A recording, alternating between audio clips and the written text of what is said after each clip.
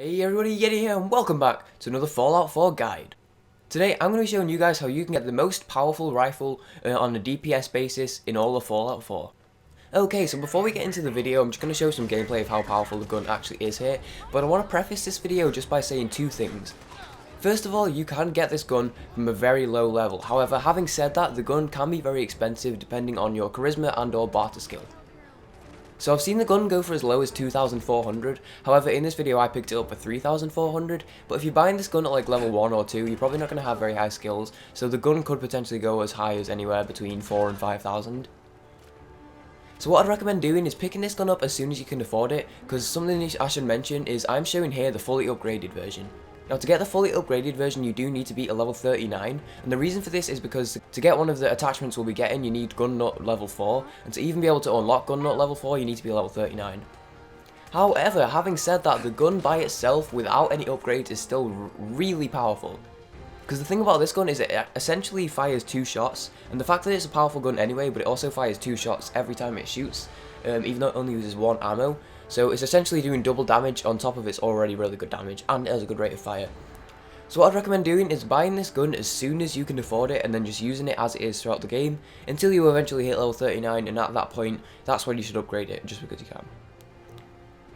So yeah, just bear in mind it will be expensive, but it's definitely worth getting as soon as you can, and then you'll just upgrade it once you get the opportunity. So with that being said, let's get into the video. So to get it, you're going to want to head to Vault 81, which is just west of Vault 111, and it's pretty much south from Sanctuary, but you can see where it is on the map, just a little bit northeast from that bridge. So something to bear in mind when you go in here for the first time, you're going to open the door, and you're going to get in this conversation with the Overseer. I'd recommend quick saving before you get in this conversation, because she basically asks you for 3 fusion cores. Now you can just give her the fusion cores and head right in, but there is a speech check which you can actually pass in order to get through. Now if you're a lower level, this is obviously going to be a bit harder, but I would suggest quick saving before, and then just keep trying the speech check over and over until eventually you get it, and then you won't have to pay the 3 cores. So head straight through to the back to the elevator and then just go in and head off to the right here, and this lady will be in the shop. Now she might not always be there, you might have to wait because obviously it is a shop, so it will only be open for shop times. But yeah, just go in, hit barter, and she only has the one weapon, which is the Overseer's Guardian. Let's see what you got. Great. I have all sorts of odds and ends. So you can see the basic stats there, you can see the weapon itself, and as you can see I did pick it up for 3,400, which is still a lot of caps, but I would definitely recommend picking this up as soon as you can afford it, because even without the upgrades it's such a powerful weapon. As you can see, it does 55 damage and it has a 90 fire rate. The accuracy honestly is really difficult to deal with sometimes with the recoil, but we'll work on that later on with upgrades. But yeah, so it does shoot 55 damage per shot, and bearing in mind it shoots 2 shots even though it only uses 1 ammo, so it essentially does 110 damage every time you fire it, which is quite a powerful weapon. So I'm just going to show some gameplay clips of the original unedited gun here, before it's actually been edited. This is going against Deathclaw, and as you guys know, Deathclaws are really powerful in this game, and although I'm like really inaccurate with it, when I do get the bullets into him you can see that I do rip it apart.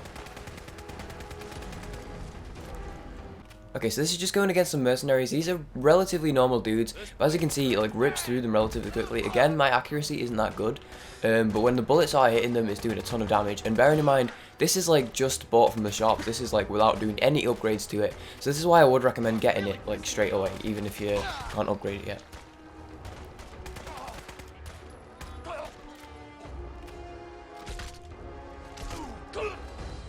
Okay, but getting into the actual upgrades of the Overseer's Guardian, bearing in mind you're going to need a lot of resources to do this, but basically the main upgrade, which is the most important one, is the powerful automatic receiver, which does require gun nut 4. And the reason why this is the best one is because it greatly increases the damage of the gun, but doesn't decrease the fire rate too much. So you can get other ones which increase the fire rate, and you can get other ones which increase the damage even higher than this one, but those usually decrease the overall DPS, because if the damage is higher, the rate of fire is lower.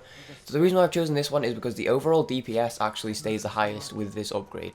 You get a big damage upgrade and not too big of a fire rate down. So I do also get the long ported barrel, because that greatly decreases the recoil from the gun, and this gun does have a lot of recoil, so that's really useful. It also increases the range and the accuracy as well, which is a bit of a bonus. So other optional upgrades I get is the large mag, just to increase the mag size. It only has 20 shots a mag, and I found myself reloading a lot, so I increased to a large mag just to get 40 bullets. I also get the reflex dart because I really don't like the scope. And lastly, I get the muzzle brake. Once again, this is really optional. Some people would prefer maybe a suppressor or something like that, but I really like the muzzle brake. This will also decrease the recoil, which will make it a little bit easier to aim, and it will reduce the range just a tiny bit, but that'll greatly be decreased by the fact that you do have the long ported barrel, so your range shouldn't be affected too much. But yeah, so you've got two things that are now decreasing the recoil, so your recoil should be really good, as you saw from the clip before. But yeah, so you've got really good damage, a really good fire rate, and not too much recoil, and this is basically the weapon. So to recap, you want to head to Vault 81, head in, buy the gun, and then go to any workshop, workbench. You want to upgrade it to the powerful automatic receiver to get a ton of damage, the long ported barrel and the muzzle brake to greatly reduce the recoil.